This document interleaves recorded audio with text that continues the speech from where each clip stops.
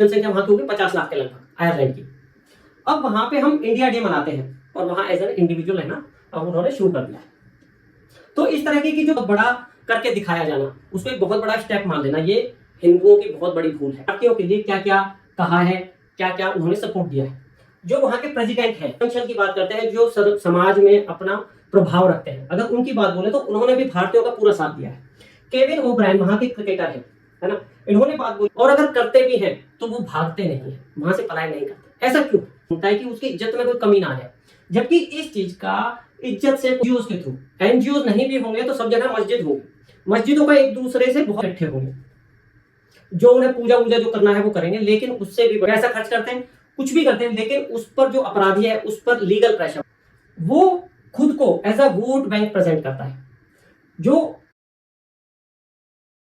नमस्कार दोस्तों, आज का टॉपिक एक बहुत महत्वपूर्ण विषय पर है। महत्वपूर्ण भी है और बहुत कॉमन भी है। कॉमन इसलिए है क्योंकि बहुत सारे लोग, इनफैक्ट पूरा हिंदू समाज सेम तरह की डिफिकल्टी महसूस करता है।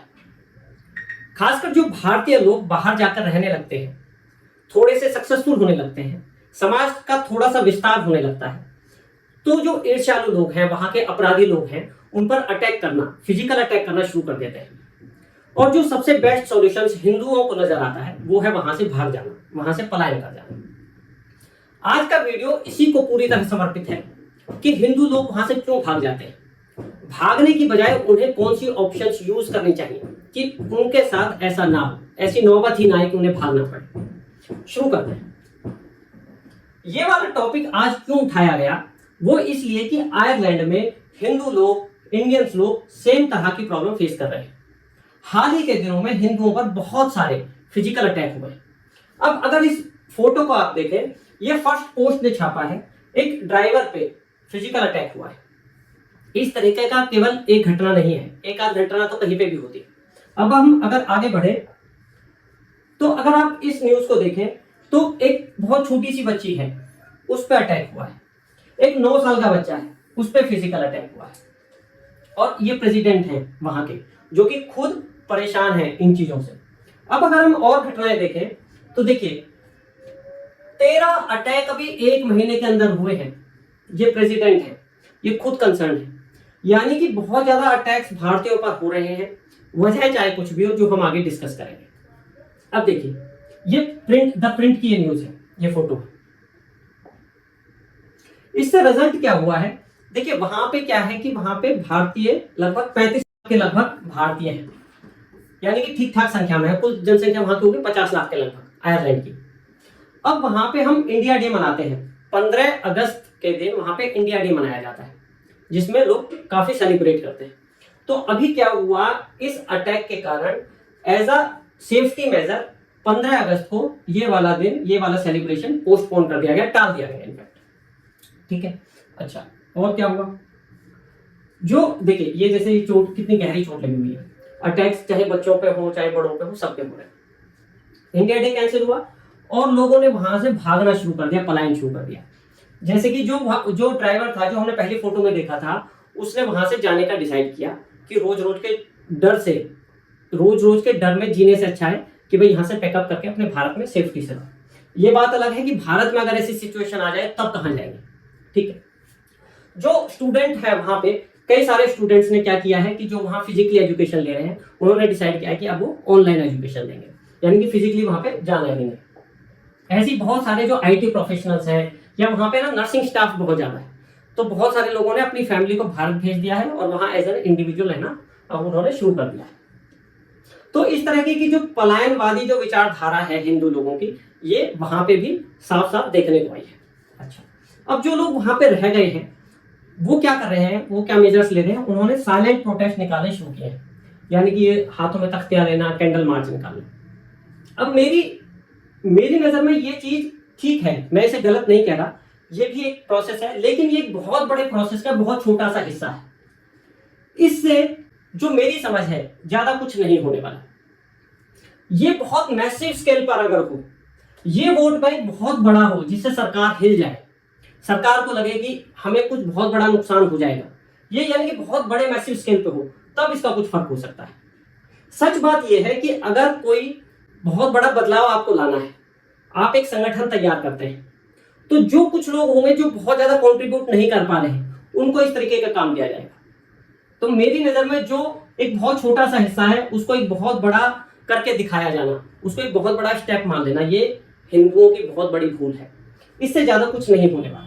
देखिए इससे कब फर्क पड़ सकता है, इससे फर्क पड़ सकता है जब सामने वाला व्यक्ति सभ्य हो, जो इन बातों को समझ सके। जो अपराधी है, जो अटैक कर रहा है, वो चाहता है कि भारतीय यहां से भाग जाएं, जिससे कि जो जॉब है वो अवेलेबल हो पाए उनके लिए। तो वो जो अपराधी है उस पर इन चीजों का कोई फर्क नहीं पड़ने वाला है। जो सरकार है, चाहे वो इनके साथ ही क्यों ना खड़ी हो, ये चीज इतनी बड़ी नहीं है। अब ये जाके मतलब 2 दिन 4 दिन करके और सो जाएंगे, है ना। तो सरकार पे ज्यादा कुछ फर्क नहीं पड़ने वाला है। जो सरकार होती है उसके लिए अल्टीमेटली वोट बैंक होता है, और जो लोकल लोगों का वोट बैंक इस वोट बैंक से काफी ज्यादा बड़ा है। तो इससे कितना फर्क पड़ेगा, इससे ज्यादा फर्क पड़ेगा ऐसा मैं नहीं मानता।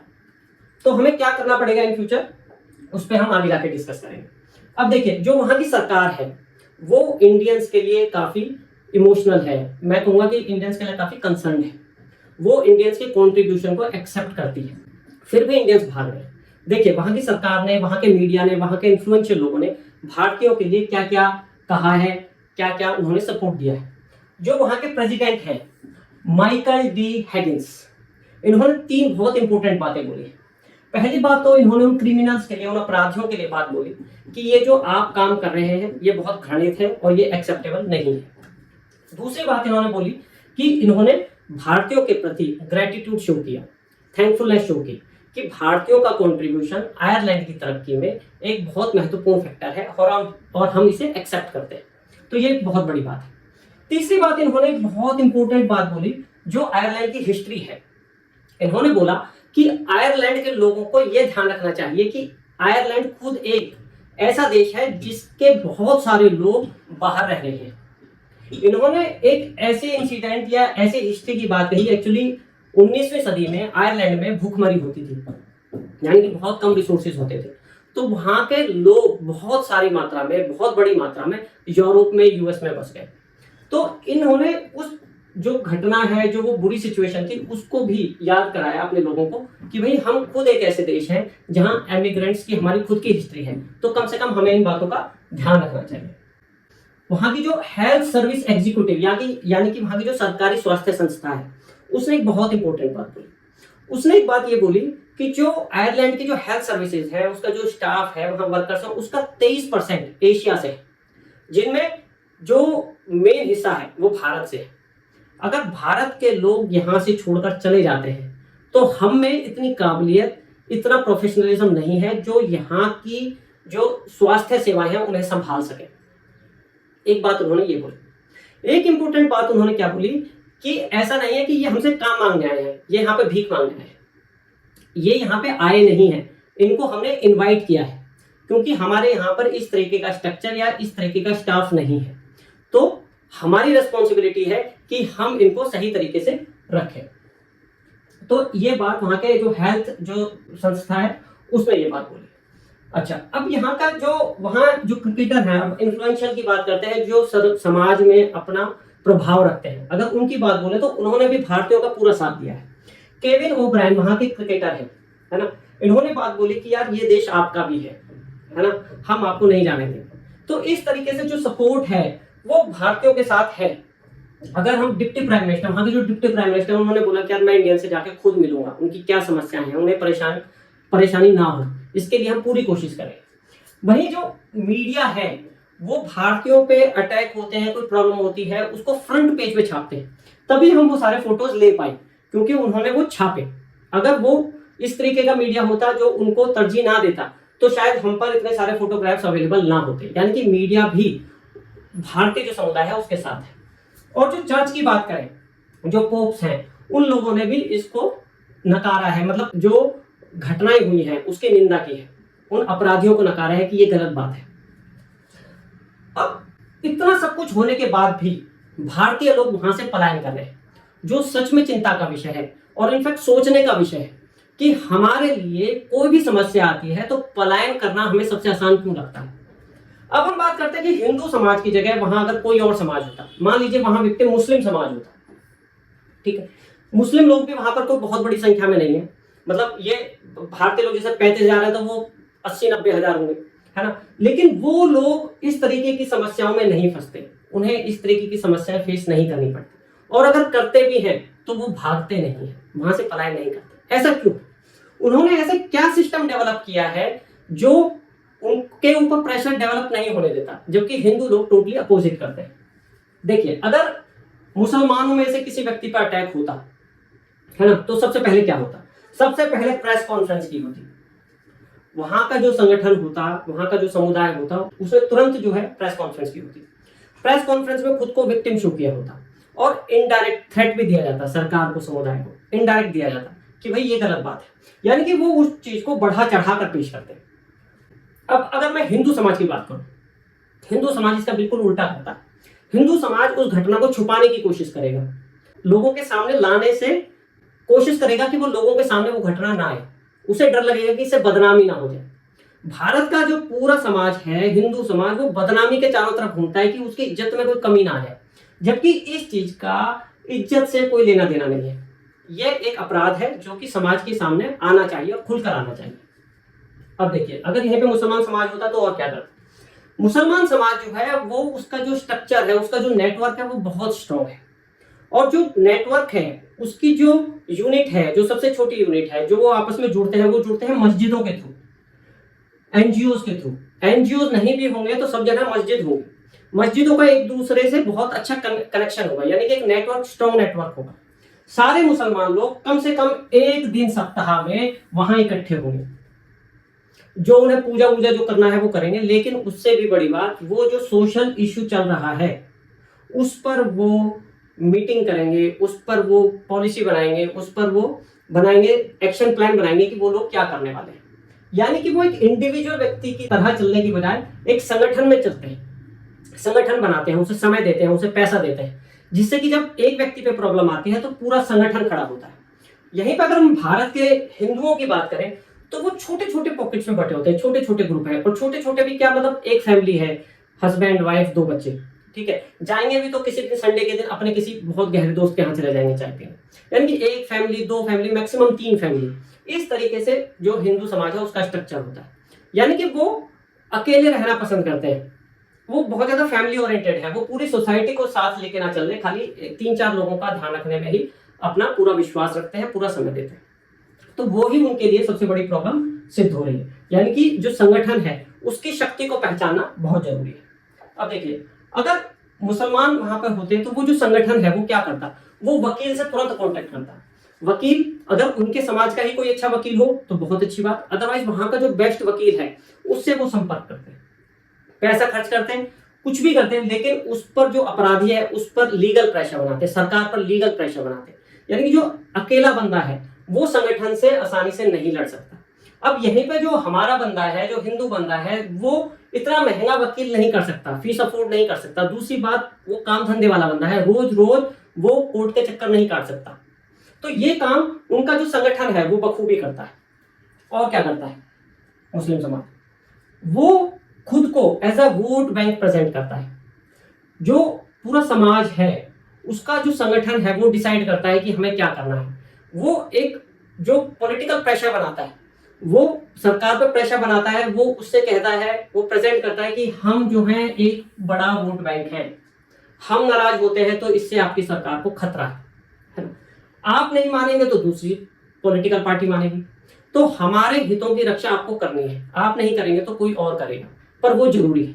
तो as a unite vote bank present करना मुस्लिम समाज के लिए एक बहुत बड़ा स्टेप है। ये पॉलिसी हर जगह कामयाब होती है। आगे चलते हैं, और क्या करेंगे। खाली वोट बैंक होना ही एनफ नहीं मानता, वो क्या करता है, वो जो स्थानीय राजनीति है उसमें सक्रियता के साथ भाग लेता है, वो इलेक्शन लड़ता है, ठीक है। उससे क्या होता है कि पावर उसके हाथ में आती है, पॉलिटिकल पावर उसके हाथ में आती है।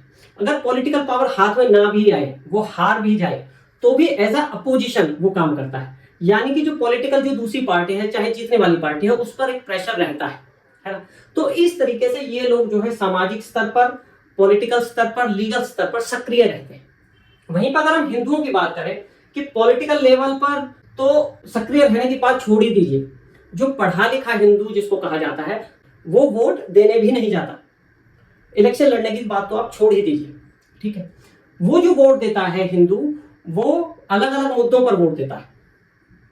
किसी को बिजली सड़क चाहिए, किसी को कुछ चाहिए, किसी को कुछ चाहिए। जबकि जो मुस्लिम वोट बैंक है वो एज अ यूनाइट वोट डालता है, यानी कि उसका जो संगठन है वो जो सरकार को विश्वास दिलाता है, सरकार को लगता है कि हाँ ये मेरे साथ है पूरा वोट बैंक, वो उस हिसाब से एक्शन लेता है। देखिए जो सरकार होती है, जो पॉलिटिकल पार्टी होती है, वो अल्टीमेटली पॉलिटिकल पार्टी ही होती है। वो गलत सही से ज्यादा विश्वास इस बात में करती है कि मैं सत्ता में किस तरह आऊंगा। तो जो भारतीय समाज है, जो हिंदू समाज है, उसको ये प्रैक्टिकल चीज अपने दिमाग में रखनी होगी, ठीक है, कि वो खुद को एक वोट बैंक की तरह भी पेश करे, वो सक्रिय राजनीति में भाग ले, वो सांस्कृतिक संगठन बनाए, ठीक है, या वो अगर कुछ वैसे एनजीओ ना भी बना पाए तो कम से कम मंदिरों को ही अपना संगठन के रूप में यूज करे, है ना। कम से कम एक दिन मंदिरों में ही इकट्ठे होने लगे, ठीक है, और मंदिरों को आपस में नेटवर्क की तरह कनेक्ट करें। यानी कि रिसोर्सेज जो इनके पास हैं उनके पास भी है, हिंदुओं के पास भी है, इनफैक्ट इनसे ज्यादा है। बात नीयत की है, बात मानसिकता की है। तो हिंदू लोग अगर ऐसा करें तो ये नौबत हिंदुओं के साथ नहीं आएगी कि उनको भी भागना पड़े।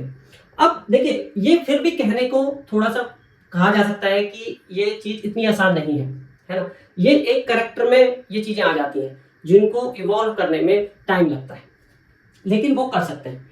अब लेकिन इसमें अगर हम अच्छा एक चीज ये है कि जब वो संगठन बनाएंगे हिंदू लोग तो उसमें वीकली पैसों का और टाइम का कंट्रीब्यूशन जरूर करेंगे, क्योंकि जो सारी एक्टिविटीज है जो संगठन करेगा वो पैसे के दम पर ही करेगा और श्रम के दम पर करेगा। यानी कि हम टाइम देंगे तो जो विचार आएंगे संगठन के पास, जो संगठन का हेड है उसके पास नए विचार आएंगे, उसके पास पैसा होगा, उसके पास लोगों की ताकत होगी, है ना, लोगों के नए विचार होंगे तो ही वो ढंग से काम कर पाएगा। अगर उसके पास पैसा होगा तो वो वकील अच्छा कर पाएगा, उसके पास पैसा होगा तो वो मीडिया में अपनी खबरें छपवा पाएगा। यानी कि उसको पैसों की ताकत भी चाहिए होगी, जो संगठन है उसको लोगों की ताकत भी चाहिए होगी, उनका समय भी चाहिए होगा, है ना, उसे मतलब हर तरीके का सपोर्ट चाहिए होगा, तब जाके हिंदुओं का पलायन वहां से बच सकेगा। और पॉलिटिकल पार्टिसिपेशन भी अगर संगठन बनेगा तो वो संभव हो पाएगा। अब देखिए ये बातें हो गई इमीडिएट वाली कि अभी वहां के लोगों को तुरंत क्या करना चाहिए। पर अब एक बात ये है कि इन फ्यूचर हमारे जो बच्चे हैं उनके साथ सेम प्रॉब्लम ना आए, उसके लिए क्या करें। देखिए उसमें जो हमारी एजुकेशन है, हमारे स्कूल्स हैं, उनका बहुत बड़ा योगदान है, ठीक है, योगदान हो सकता है। उन्हें क्या करना चाहिए और अभी हम क्या कर रहे हैं। जो हमारे बच्चे हैं या जो हमारे स्कूल हैं वो क्या कर रहे हैं, वो हमारे बच्चों पर पूरी तरह फोकस ये कर रहे हैं कि उन्हें डॉक्टर या इंजीनियर कैसे बनाया जाए। लेकिन डॉक्टर या इंजीनियर बनने के बाद क्या, यानी कि जब डॉक्टर इंजीनियर बन गए अब उसके बाद कैसे सरवाइव करना है समाज में, कैसे रेस्पेक्टफुली जीवन जीना है, कैसे लीड करना है या टीम प्लेयर बनना है ना, कैसे समाज में एक रेस्पेक्टेबल पोजीशन के साथ उस जीवन को, उस प्रोफेशन को निभाना है, ये हमारे स्कूल्स नहीं सिखा रहे हैं। That is a big thing. अब देखिए जो चीजें हैं, जो ये लीडरशिप क्वालिटी है, ये जो टीम प्लेयर की जो क्वालिटी है, ये सब कुछ शिक्षा से नहीं आता, ठीक है। शिक्षा का जो काम है अभी फिलहाल स्कूल में वो खाली क्लरिकल, कुछ हम बोले तो क्लर्क टाइप का काम सिखाया जा रहा है, खाली डॉक्टर इंजीनियर बन जाना, वो नहीं। स्पोर्ट्स से आती है लीडरशिप, टीम प्लेयरशिप, वो स्पोर्ट्स से आती है। अब देखिए कुल मिला के जो स्कूल में, स्कूल का जो काम होना चाहिए, स्कूल का काम होना चाहिए व्यक्तित्व को, एक बच्चे के व्यक्तित्व को निखारना। ऐसा नहीं कि जो व्यक्तित्व डॉक्टर्स इंजीनियर्स का है वो ही बेस्ट है, खिलाड़ियों का व्यक्तित्व, सिंगर्स का व्यक्तित्व, एक्स्ट्रा करिकुलर एक्टिविटीज जो होंगी, जो इवेंट्स होंगे, उनसे ये सारे तरीके के व्यक्तित्व निखर के आएंगे। तो ये चीजें बहुत जरूरी है। अभी क्या होता है, एक सप्ताह में 40 मिनट की एक क्लास स्पोर्ट्स के लिए, एक्स्ट्रा एक्टिविटीज के लिए रख दी जाती है ना। That is not enough. Enough क्या, वो कुछ भी नहीं है बच्चे के व्यक्तित्व को निखारने के लिए। तो जितना ध्यान एजुकेशन पे दिया जा रहा है, पढ़ाई लिखाई पे दिया जा रहा है, उतना ही ध्यान इस बात पे दिया जाए कि बच्चों का व्यक्तित्व कैसे बाहर निकल के आए, उनमें कैसे लीडरशिप आए, कैसे उनमें अच्छे खिलाड़ी होने की क्षमता है, वो मेंटली कैसे टफ हो। देखिए मेंटली टफनेस सबसे ज्यादा इंपॉर्टेंट है। जो बच्चे सक्सेस ना भी हो पाए वो कम से कम मेंटली टफ हो। जो बच्चा मेंटली टफ होगा वो सक्सेसफुल हो जाएगा, चाहे वो किसी भी फील्ड में जाए। ये बात समझने वाली है। एक सबसे इंपॉर्टेंट बात क्या है, अभी हमारे स्कूलों में क्या है, जो खाली पढ़ने में अच्छे बच्चे हैं उनको ही प्रेज मिलता है। बहुत सारे बच्चे ऐसे होते हैं जिन्हें शरारती बोला जाता है, वो नेचुरल लीडर्स होते हैं, वो देखने में शरारती हैं, उनकी हरकतें ऐसी हैं जो पढ़ाई के अनुकूल ना हो, लेकिन वो लीडर्स हैं। उनकी एनर्जी को सही डायरेक्शन में चैनलाइज करने की जरूरत है, उनके स्किल्स को निखारने की जरूरत है। वो ही लोग, ये जो बच्चे हैं, जो पढ़ने वाले बच्चे हैं, जो साइंटिस्ट बनेंगे, डॉक्टर्स बनेंगे, इंजीनियर्स बनेंगे, इनको बचाने का काम कौन करेगा? ये लोग करेंगे जो नेचुरल लीडर्स होंगे, जिनमें ये स्किल्स डेवलप किए जाएंगे। तो ये बच्चे भी उतने ही इंपॉर्टेंट हैं जितने ये हैं। अगर 100 बच्चे हैं और इस तरीके के हमारे 20 लोग बनते हैं, बाकी के 80 लोग क्या करेंगे? 80 लोगों को भी निखारने की जरूरत है। इसलिए ये अगर इन बच्चों को अगर सर्वाइव करवाना है तो इन बच्चों की इंपॉर्टेंस बहुत ज्यादा है। ये चीज हमें समझनी पड़ेगी। हमें जो वो टाइम है जो हम अभी सप्ताह में 1 दे रहे हैं, इसको भी इतना ही टाइम देने की जरूरत है जितना हम इन बच्चों को दे रहे हैं। अच्छा, एक चीज बहुत इंपॉर्टेंट क्या है, स्कूल वो ही देता है जो पेरेंट्स, बच्चों के पेरेंट्स चाहते हैं। स्कूल अपनी तरफ से कुछ नहीं देता। ऐसा होता है कि जो स्कूल एक्स्ट्रा करिकुलर एक्टिविटीज को ज्यादा टाइम देता है, पेरेंट्स अपने बच्चों को वहां से निकाल लेते हैं। यानी कि अपने बच्चों के प्रोफेशनल करियर के साथ साथ उसको जीवन में जीने की जो कला है उसको सिखाने के लिए जो एक्स्ट्रा एक्टिविटीज हैं, पेरेंट्स को ध्यान रखना चाहिए कि उन स्कूलों को ज्यादा बढ़ावा दें जो ओवरऑल बच्चे की डेवलपमेंट पे ध्यान देते हैं, बजाय इसके कि केवल डॉक्टर इंजीनियर बनना। ये बहुत इंपॉर्टेंट है। पेरेंट्स को जरूरत है कि अपने बच्चे को जो उसकी रुचि है उसकी एक्टिविटीज का ध्यान रखें, और जिस एक्टिविटी में उसकी रुचि है उस एक्टिविटी में ही प्रोफेशन को ढूंढा जाए, उसमें ही उसके स्किल्स को निखारा जाए, प्लस उसकी ओवरऑल पर्सनैलिटी पे ध्यान दिया जाए, जिससे कि वो समाज में एक सम्माननीय जीवन जी सके। ऐसा ना हो कि जब उसका सक्सेसफुल होने का टाइम आया उसे वहां से भागना पड़े। तो ये थी हमारी इस टॉपिक पे पूरी चर्चा कि अभी हम क्या सिचुएशन फेस कर रहे हैं, हमें कैसे खुद को चेंज करने की जरूरत है। अगले टाइम हम फिर अगले किसी और टॉपिक के साथ आएंगे। पर हाँ, अगर आपको सच में कंटेंट अच्छा लगा हो, हमारी बात से आप सहमत हो, तो प्लीज़ इस वीडियो को लाइक करना। Thank you.